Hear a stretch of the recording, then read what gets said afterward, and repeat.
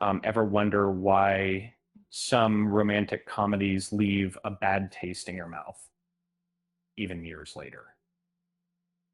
The 2000s were a golden age for the genre, but beneath the grand gestures and happy endings, a lot of these films normalize some seriously problematic behavior. Um, and let's take a look at how these stories, once beloved, now reveal troubling dynamics when viewed with a modern lens. So take Love Actually. Uh, it's a Christmas classic. But remember, Mark, secretly filming Juliet, uh, that's not a sweet gesture. It's a violation of privacy and a creepy obsession. Um, the film frames it as romantic, but it's a clear boundary crossing that normalizes stalking behavior. Um, and then there's the ugly truth that even like of death, and uh, Mike coaches Abby on how to manipulate men, reinforcing harmful stereotypes about women needing to change themselves to attract a partner. Uh, and it suggests authenticity isn't enough, and that playing a role is key to finding love. Uh, it's a pretty damaging message. So that would be Holmes to any major level of Carrie as possible, right? And How to Lose a Guy in 10 Days is built on deception from the start. Andy and Ben are both lying to each other, creating a relationship founded on manipulation rather than genuine connection. It sends the message that honesty isn't important as long as you get what you want. Wedding Crashers presents predatory behavior as harmless fun. John and Jeremy exploit vulnerable women for their own amusement. And the film minimizes the harm they cause until they fall. For someone, uh, it's a disturbing portrayal of consent and respect. Um, in 51st States, Henry repeatedly deceives Lucy because of her memory loss. Um, while seemingly sweet, it removes her agency and ability to make informed decisions about her own life. Um, it's a disturbing power imbalance disguised as romance. Um, uh, my super ex-girlfriend trivializes intimate partner violence, and Jenny's abusive behavior is played for laughs, masking the real danger she poses to Matt. It's a dangerous message that normalizes controlling and harmful behavior. Monster in Law portrays a toxic family dynamic as comedic baby.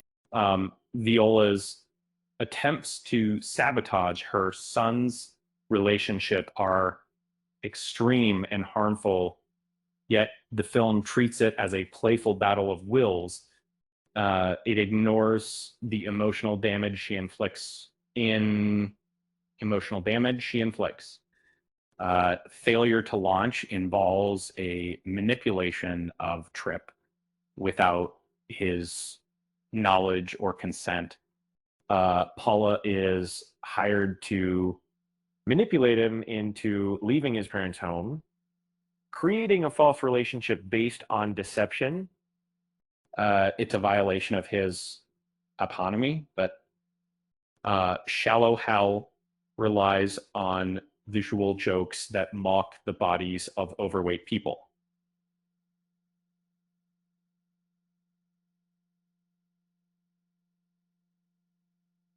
The film suggests that a man must be brainwashed to find a plus-size woman attractive, reinforcing harmful beauty standards.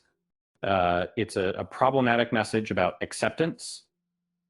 Just Friends portrays Chris as entitled and manipulative, and he attempts to sabotage Jamie's relationships and force romantic moments, ignoring her feelings and agency. Uh, it's a classic example of a nice guy with like hidden resentment. Uh, the proposal involves coercion and fraudulent engagement. And Margaret forces Andrew to participate in a scheme to avoid deportation, exploiting his position and putting his career at risk. Um, it's a troubling portrayal of power dynamics. Uh, Sweet Home Alabama romanticizes indecision and deception. Melanie leads both her husband and fiance on creating a messy situation built on lies and emotional manipulation. It sends the wrong message about commitment. Uh, Maid of Honor involves Tom sabotaging his best friend's wedding. He attempts to win Hannah back by undermining her relationship, ignoring her choices and feelings. And it's a selfish and disrespectful act disguised as love. What Happens in Vegas portrays a toxic relationship built on malice and competition. Jack and Joy actively try to make each other miserable, and the film glosses over the emotional abuse. It's a disturbing portrayal of conflict. Good Luck Chuck uh, involves stalking and obsessive behavior. Chuck tracks Cam's movements and interferes in her life, violating her privacy and autonomy. It's a disturbing portrayal of obsession disguised as romance. Hitch presents manipulation as a skill to be mastered. Uh, the film suggests that men need to deceive women to win them over, reinforcing harmful stereotypes about relationships. It's a troubling message about honesty and authenticity.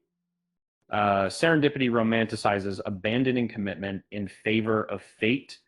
Uh, Jonathan and Sarah prioritize a superstitious hunch over their existing relationships, leaving their partners heartbroken.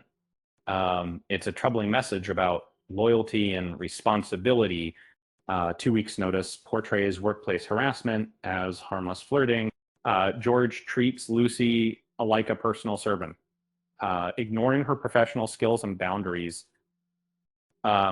It's a troubling portrayal of power dynamics and respect and fighting. Along Came Polly involves a man judging a woman based on superficial standards. Ruben analyzes Polly's life without her input, violating her privacy and autonomy. It's a troubling portrayal of control and acceptance. So the next time you revisit these 2000s rom-coms, take a closer look.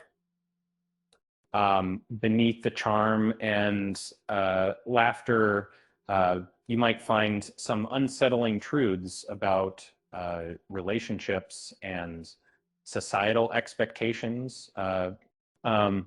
Share your thoughts on which 2000s rom-com you think has aged the worst in the comments. With that said, thanks for watching. And until next time, bye out.